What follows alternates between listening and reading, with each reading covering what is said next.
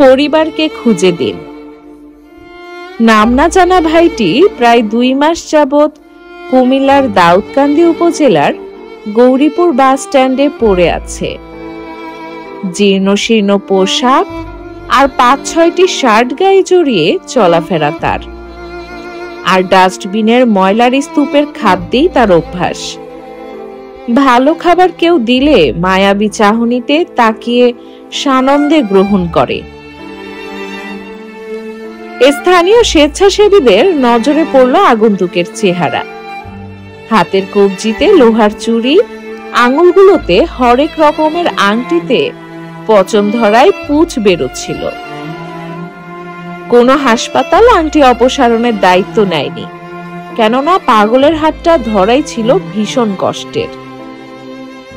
তবুও মানবতাবাদী ভাইদের প্রাণপণ চেষ্টায় স্বর্ণকার এনে ডাক্তারের পরামর্শ অনুযায়ী ইনজেকশনের মাধ্যমে অবশ করার পর হাতের কবজিতে থাকা লোহার চুড়ি এবং আংটিগুলো কেটে কেটে বের করার পর সবার চোখ কপালে।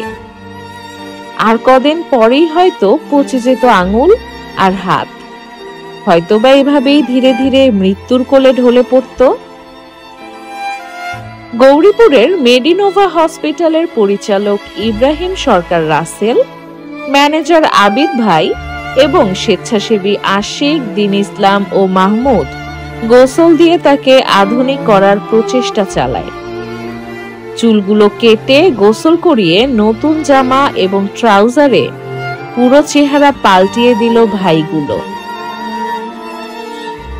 বলতে পারছেন না বাবা ভাইয়ের নাম কিংবা গ্রামের নাম, শুধু এটুকুই বলতে পারেন কুষ্টিয়ার কুমারখালী বাড়ি।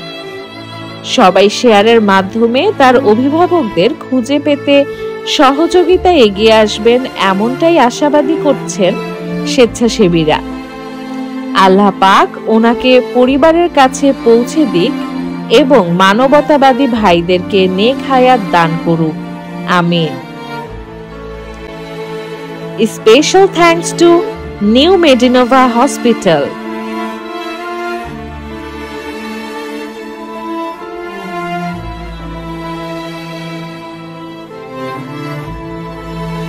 আসসালামু আলাইকুম ভাই, আপনার নাম কি?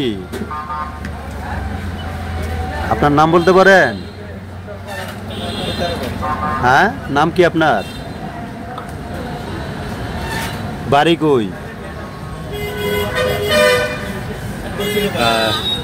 সম্মানিত ভিউয়ার্স, আপনারা দেখতে পাচ্ছেন এই যে উনি আলহামদুলিল্লাহ এখন তো দেখতে অনেকটা মানে খুব ভদ্র বোঝা যাচ্ছে, কিন্তু ওনার যে দুপুরের যে হাল হাকিকত ছিল চেহারায়, এটা হয়তো আপনারা ইব্রাহিম সরকার রাসেলের লাইভে দেখেছেন। অনেকটা পুরা উদ্যম পাগলের মতোই ছিল ওনার বেশভূষা। মিনিমাম আংটি হচ্ছে 50টা, একটা আঙ্গুলে 4 থেকে 5টা করে আংটি। ওর আগেকার অবস্থাটা বিবরণ করেন। হচ্ছে যে আমরা 2 হাতে এক একটা আঙ্গুলে 4 থেকে 5টা করে আংটি, এগুলা ডাইবা পুরো ফুইলা রক্ত বের হইতেছে এরকম অবস্থা। আর হাতের ভিতরে আপনার চুরি ঠিক কোনই পর্যন্ত ছিল। চুরি হ্যাঁ, স্টিলের ওই যে লোহা জাতীয় যেটা পাইছে তাই ঢুকাইছে হাতের ভিতরে, ঠিক আছে। আর আংটি এগুলা ঘুরা ঘুরে 20 টাকা 30 টাকা ঘুরা ওই যে দোকান থেকে আছে না, এই আংটিগুলো কিনা হাতের ভিতরে ঢুকাইছে। আমরা স্বর্ণকার এখান থেকে একজন লোক নিয়ে আসছি, সে আইসার পরে এগুলা কাটছে, কাইটা বের হয়েছে। মোটামুটি ডান হাতের এই আঙ্গুল আপনার মোটামুটি হাড়ের সাথে লাগিয়ে গেছে, যেটা ওই যে ব্যান্ডেজ করা যেটা। এখন আমরা খাবার খাওয়াইলাম, একটু পরে আবার সম্পূর্ণ হাতগুলো আমরা ড্রেসিং করে দিব। আচ্ছা, তো এখন আপনারা শুনলেন ইব্রাহিম ভাইয়ের মুখে। আপনারা তারপরে আমি একটু দেখাচ্ছি আপনাদেরকে। এই যে ভাইয়ের হাতরা দেখেন, এই যে হাতরা এখান থেকে এখন পর্যন্ত বালা ছিল অনেকগুলো, আর এই যে হাতের অবস্থা দেখছেন এগুলোতে সবগুলোতে আংটি ছিল। এখন স্বর্ণকার একজন ওরা এনে এগুলা কাইটা তারপরে এই ভদ্রলোকের অবশ করার পরে কাটছে, ইঞ্জেকশন দিয়ে আগে অবশ করছে, অ্যানেস্থেসিয়া করানোর পরে এরপরে কাটানোর পরে এখন দেখেন এখন শুকাইতেছে অবশ্য। এই দেখেন হাতের অবস্থা কিভাবে দাবি ছিল, এখানে পুরো চুরি ছিল, লোহার চুরি। এবং আপনারা অনেকে দেখে শখ করে এই হাতে বালা পরেন, দেখেন শখের কারণে কিন্তু আস্তে আস্তে এই বাইয়ের মতো জানে না হয়, এই জিনিসটা মাথায় রাখবেন। আর ওনার ঠিকানা উনি বলতে পারতেছে না। এখন ইব্রাহিম সরকার রাসেল ভাই এবং তার এই যে টিম, ওরা আইনা মেডিনিবাতে আনার পরে ওদেরকে ওর ভালো করে ট্রিটমেন্ট করতে হবে। একটু এখন খাবার, এখন রাত্রে খাবার খাওয়াইলেন নাকি? আচ্ছা, একটু পরে আবার ওর হাতে ড্রেসিং করা হবে। এই দেখতেছেন আঙ্গুলের অবস্থা। তো আপনারা এরকম যারা ববগুড়ে ব্যস্ত, ববগুড়ে যারা পথে ঘাটে এরকম পাগল থাকে, কাপড় চোপড় ছিল আপনার একেবারে 4-5টা পাজামা ছিল, ভিতরে গেঞ্জি ছিল, লুঙ্গিও 2-3টা লুঙ্গি, প্যান্ট, গেঞ্জি, মানে মোটামুটি একবারে পুরা। আচ্ছা আচ্ছা, পূর্বেকার একটা ছবি দিয়ে দিন, তাহলে আমি সহজ হবে আমার দর্শককে বোঝাতে। তো আপনারা এরকম যাদেরকে দেখবেন, হ্যাঁ, দয়া করে তাদেরকে বুঝায় হোক, শোনায় হোক, মানায় হোক, যেভাবে হোক তাদেরকে এই কঠিন শাস্তি থেকে মুক্ত করবেন। কারণ সে তো পাগলই, তার তো আর এই সেন্স নাই, সে তো সেন্সলেস। তাহলে দেখেন এই যে হাতটা যে ডাইবে গেছে, তার মানে ওনার কি অবস্থা দেখছেন, হাতের অবস্থাটা কি, ওর যে রক্ত সঞ্চালন হয়েছে, এটাই আল্লাহর কাছে লাখ লাখ শুকরিয়া করেন। আস্তে আস্তে ব্যথা পাবে। এই যে দেখেন হাতের ইয়াগুলা, এই যে আমি দেখাচ্ছি আপনাদেরকে, এই যে দেখছেন আঙ্গুলের কি অবস্থা, এই আঙ্গুলের অবস্থাটা দেখছেন। যদি এই আংটিগুলা না কাটানো হতো তাহলে হয়তো কিছুদিনের মধ্যে এখানে পচন ধরতো এবং আস্তে ধীরে ধীরে পুরা শরীরে পচন ধরে তার। হ্যাঁ, এই বৃদ্ধ আঙ্গুলটা। আপনার নাম কি? নামটা বলেন। নামটা কি? হ্যাঁ, বলতে পারেন না? আচ্ছা ঠিক আছে। আর কি খাইবেন, কি খাইতে মনে চায়? বাবার নাম বলছে, বাবার নাম মাহাতাব। বাবার নাম মাহাতাব, গ্রামের নাম বাড়ি খুলনা, থানা হইলো যে কোনটা জানি থানা তোমার? রূপসা জানি থানার নাম ডাকো কুমারখালী, কুষ্টিয়া কুমারখালী। তার মানে ওর বাড়ি হচ্ছে কুষ্টিয়া কুমারখালী উপজেলায়। ওনার বাবার নাম মাহাতাব, এতটুকুই বলতে পারতেছে, কিন্তু আর বাকি কিছু উনি বলতে পারতেছে না। বাড়ির নাম লিয়াজউদ্দিন কি জানি একটা বাড়ি পড়ছিল তখন, লিয়াজউদ্দিন। বাড়ির নাম কি জানি, বাড়ির নাম, হ্যাঁ,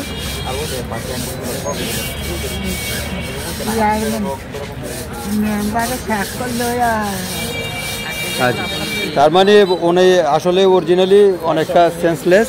তো ওনার বাড়ি কুষ্টিয়া কুমারখালী উপজেলা, এতটুকুই বলতে পারতেছে। তো আপাতত গৌরীপুরে আছে, কিন্তু গৌরীপুরে তো আর স্থায়ী কোনো ঠিকানা নেই, যে কোনো দোকানের বা ইয়ার সামনে পড়ে থাকে। তো যারা আপনারা ওরকে যদি চিনে থাকেন তাহলে দয়া করে গৌরীপুরে আমাদের এই যে ইব্রাহিম স্বেচ্ছাসেবী ইব্রাহিম সরকার রাসেল, তিনজনে গোসল করাইছে। আচ্ছা, প্রথম কোথেকে উদ্ধার করছেন? বাস স্ট্যান্ড থেকে। তো তার যে জীর্ণ শীর্ণ অবস্থা ছিল, এটা কতদিন যাবত এখানে ছিল গৌরীপুরে?